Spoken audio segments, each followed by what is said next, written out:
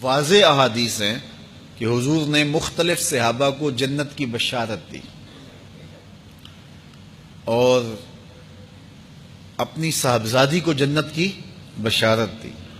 حضرت امام حسن اور امام حسین رضی اللہ تعالی عنہ کو نہ صرف جنت کی بشارت دی، جنتی جوانوں کا سردار فرمایا۔ حضرت سیدنا صدیق اکبر رضی اللہ تعالی عنہ کو جنتی بوڑھوں کا سردار قرار دیا۔ سیدہ فاطمہ رضی اللہ تعالی عنہا کو جنتی خواتین کا سردار قرار دیا۔ نبی از روئے عقل تمام کائنات میں سب سے زیادہ عاقل اور سمجھدار ہوتا ہے، سب سے زیادہ۔ اس پوری کائنات میں عقل و خرد کے اگر 10 حصے کر لیے جائیں تو ایک حصہ پوری کائنات کو عقل و خرد کا دیا گیا ہے، جس میں ارسطو بھی آتا ہے، فلاطو بھی آتا ہے، جس میں بڑے بڑے دانشور، سائنسدان اور حکیم اور بڑے بڑے اہل علم آتے ہیں۔ یہ اس 10ویں حصے سے بانٹی گئی حکمت، دانائی اور علم ہے، اور باقی 9 حصے حضور کے مبارک سینے میں رکھے گئے ہیں۔ تو آقا کریم علیہ الصلوۃ والسلام سب سے زیادہ فہم والے، علم والے، حکمت والے، دانائی والے ہیں، لیکن اس کے باوجود بھی حضور علیہ السلام عقل کے بل بوتے پہ نہیں کہتے، رب کی وحی کے بل بوتے پہ کہتے ہیں۔ حضور علیہ السلام کا سینہ کشادہ ہے اور حضور اپنے رب سے جو ہیں وہ اس بات کو معلوم کرتے ہیں اور حضور بیان فرماتے ہیں۔ حضرت عثمان بن مظعون رضی اللہ تعالی عنہ انتقال کر گئے تھے۔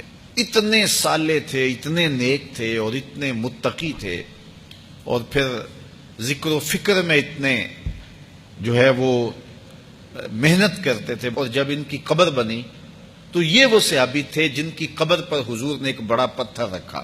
اس کی قبر کو حضور نے باقی قبروں سے نمایاں بنایا۔ ام اولا رضی اللہ تعالیٰ عنہ یہ انصاریہ صحابیہ ہیں، انہوں نے کہا کہ میں کہتی ہوں کہ یہ جنتی ہے۔ حضور نے کہا کہ تو کیسے کہتی ہے کہ یہ جنتی ہے؟ کہا میں اللہ کا رسول ہوں، میں نہیں کہتا۔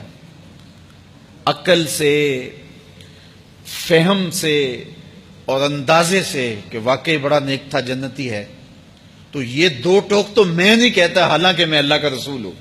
میں اگر کہتا ہوں تو اللہ کی وحی سے کہتا ہوں، تو تمہارے پاس تو وحی نہیں آتی، اس لیے تم کیوں کہتی ہو؟ تو یہ بات ذہن میں رکھیں کہ کوئی شخص فوت ہو جائے تو یہ کہنا چاہیے کہ اللہ اسے جنت عطا کرے، اس کے اعمال اہل جنت والے تھے، اور بہت ساری دعائیں اسے دینی چاہیے۔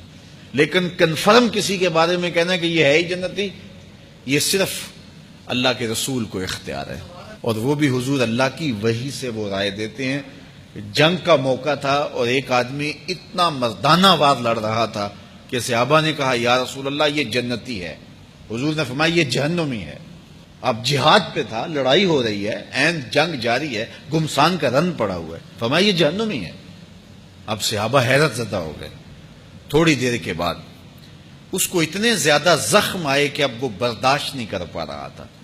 اس نے تلوار کے دستے کو زمین پہ رکھا اور تلوار کی نوک کو اپنے سینے پہ رکھا اور اپنے آپ کو اس کے اوپر جھکا کے خودکشی کر لی۔ صحابہ دوڑے آئے، صدقتا یا رسول اللہ، حضور آپ نے سچ کہا تھا۔ تو اللہ کے محبوب علیہ الصلوۃ والسلام کو علم ہے، اور حضور کا علم قطعی ہے، حتمی ہے، تو یہ حضور کو اختیار ہے۔ حضور کہہ سکتے ابو بکر فی الجنہ، ہم نہیں کہہ سکتے کہ مشتاق احمد جنتی، ہم یہ نہیں کہتے کہ محمد بوٹا جہنمی، یہ نہیں ہم کہہ سکتے، یہ ہمیں اختیار نہیں ہے۔ لیکن حضور کو اختیار ہے کہ حضور کہیں ابو بکر فی الجنہ، عمر فی الجنہ، عثمان فی الجنہ، اور حضور کو یہ بھی اختیار ہے کہ حضور بتا دیں کہ یہ جہنمی ہے اور یہ جنتی ہے۔